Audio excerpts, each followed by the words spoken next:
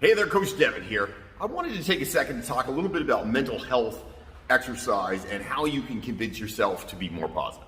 And listen, I'm, first off, not a psychologist, not a doctor, never have been one. I took a couple psychology classes in university, didn't really like them. I'll be honest, I was not pumped about them. I didn't really like the damn things. But I have learned a fair number of things over the course of a 26-year career, that was hard to say, in health and fitness. And I've learned a lot about what has worked for me. And I thought, you know what, this is a good time to pass on some of the stuff that I've learned about, coping mechanisms and ways to handle stress and feel better. Because listen, in the end of the day, I am not a guy who's ever been depressed. And that's just blind luck. In reality, that's what that is. It is blind luck. I happen to be lucky enough that I have good genetics. I had a client one time that's a psychiatrist, and he said to me, Devin, if you have a bad day and you wake up the next day and you go to sleep, things seem real bad. When you wake up in the morning, how do you feel? And I said, well, usually I have 3 or 4 ways of dealing with that problem, and I feel better. And he said, okay, that's called good wiring. You're fortunate. But just like everybody else, I can get myself in a bad headspace and it becomes, instead of a virtuous cycle, it's a vicious cycle, right? You can get into those bad headspaces. And for me, I do that sometimes. I tend to be a fairly positive person in general. However, at times, I can get myself in a spot where, I'm negative about things. And I will perpetuate negative thinking and then create scenarios in my mind whereby I perpetuate that negative thinking more. I've done it lots of times in my life. It doesn't necessarily hit me in any specific times. It just in general. If I am under stress, I find I start to create negative visions in my mind, and then I create those visions into different things. And it's almost a little bit, and I don't want to say OCD, because I don't think I'm necessarily OCD, but it does become a little bit of OCD-ish in that situation. So those things, what I do is I start to create negative thoughts in my mind. And as I continue in creating stories that fit the negative thoughts, then guess what? I get progressively more negative, and then you're in a bad spot, right? And I work very hard to be positive. I have to be positive at work.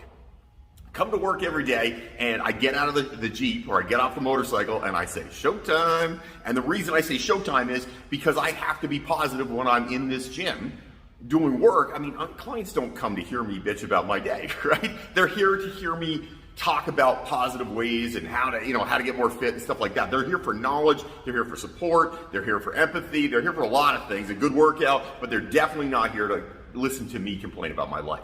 So I put all that away. And one of the things, and I'm going to give you 3 different things that I like to do to help me with stress and to get me into a positive headspace. Number 1 is the showtime. So I say showtime, and that means it's time to go to work. And I go to work and I am positive. I smile all the time. If I don't feel like smiling, it doesn't matter. I smile anyway. And you know what? The amazing thing is, about 15 minutes in, you feel way better. You just feel like a much better version of yourself, and the problems really recede back.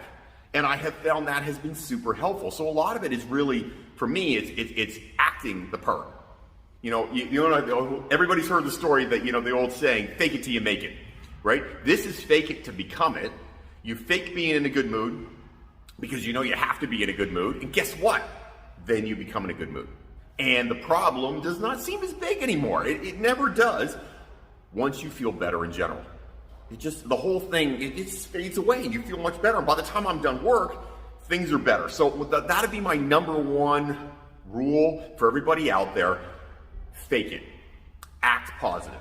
Think positively and force yourself to be positive. Number 2 is exercise.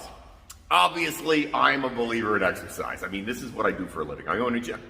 And I have found exercise has been probably one of the best stress relievers and the things that get me out of negative headspace of anything I've ever run into.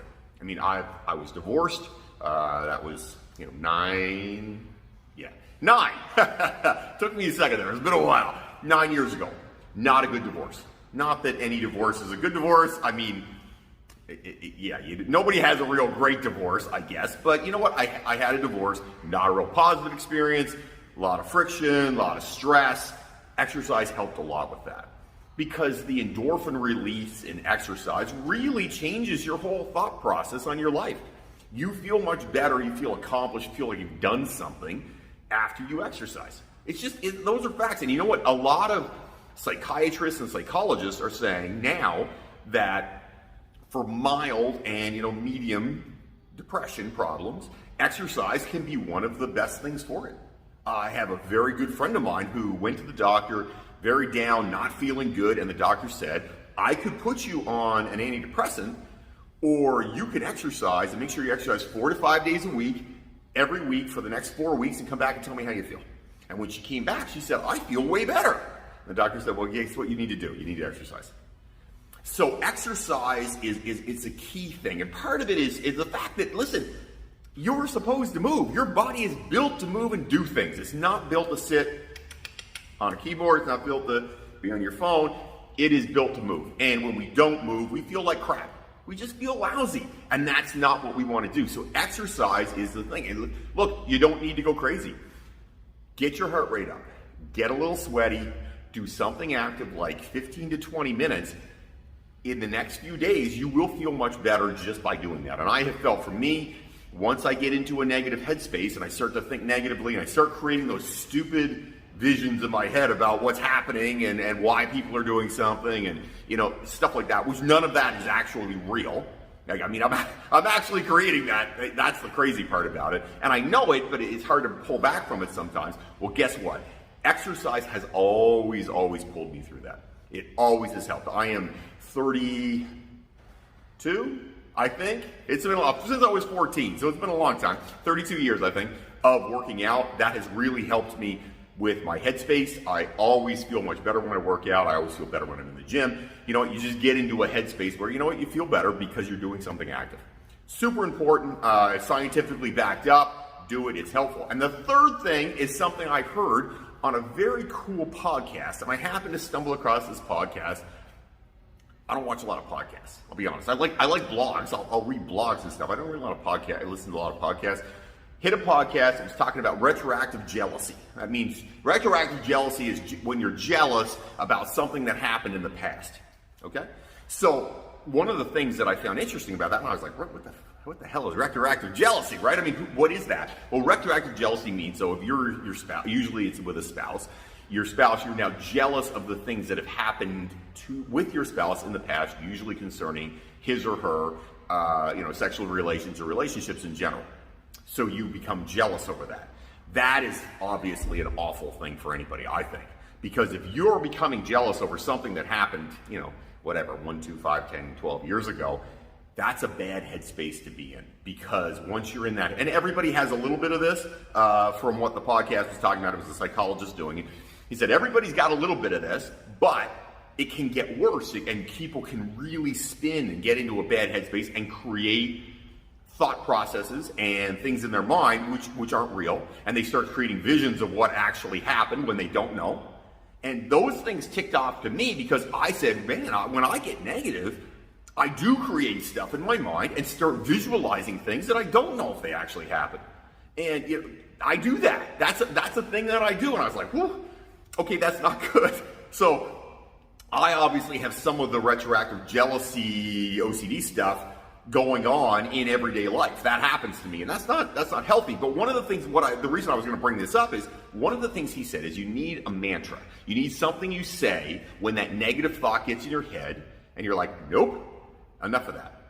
So what do you do with that? So his suggestion, and listen, I'm not the most creative guy in the world. I'll be honest. I'm creative when it comes to fitness, but with other things, I'm not that creative. I like to follow through with what experts say. That's my goal. So what he said is, he says, you say out loud, every single time you have that negative thought or emotion or whatever, you don't live here. That's what you say. You're talking directly to the thought or the emotion. You say, you don't live here. And what you're saying is, go away. Get out of here. You're not part of this. You're not. My thought is not me. I am not my thought. My thought is outside of me. It's not real, and I'm going to walk away from it. And you know what? That is an amazing thing, because obviously we're going through COVID, stressful situation for me and my fiance. Like, her business was closed, my business was closed. I was sick. I wasn't the funnest guy to be around. A lot of things happened with that. the thing that I have, when I came across that podcast, I started thinking in my mind or actually saying out loud. Really what I do is I say it out loud. I just say it quietly if people are around so I don't seem like I'm crazy, because I don't want to seem nuts. That's what I say out loud. I say, you don't live here. And I'm talking directly to that thought, and it goes. And it has been very helpful. You know what? At first you feel like an idiot. It feels weird, but you know what? If you do it enough, it feels much better. So those are my top 3 things for dealing with mental stress and a way to get around if you're feeling down, a little bit depressed. And I'm not talking clinical deep depression. Obviously people, and you know, somebody's probably going to write me and say, Devin, you're not a doctor. And yeah, I get that. I understand. I'm not saying this is for every form of depression. 100% not. What I'm saying is, if you're a little down, if you're a little stressed, these 3 things, those 3 things, faking it, acting positive, you will feel more positive and smile a lot. Exercise will make you feel better. And then when you come up with that negative thought, say, you don't live here. Those 3 things, I swear to God, will change your life. They changed mine. They have helped me to be a more positive person. They've helped, you know, my relationships at work. They've helped my thought processes at work. They've helped my relationship with my children. They've helped my relationships with my fiance. It's better in general. Everything is better when you do those things. Give it a try. I promise you, you can feel better too. You don't have to feel perfect, but you know what? Mental health is an important thing. You want to feel better. These are some easy ways and some simple ways, and some simple just guidelines to follow for everybody. You don't need to be depressed. You don't need to be down, but every now and then, those things are helpful. Have yourself an amazing day, everybody. If you have comments, questions, things you want me to talk about, write them up down below. I'd love to hear from you. Somebody actually wrote me and said, Devin, you seem like such a positive guy. How do you do it? And I thought, you know what? I'm going to just come clean and say, you know, I'm not always the most positive guy in the world, but these are some things that I do. Have a great day, everybody. Don't fight the awesome.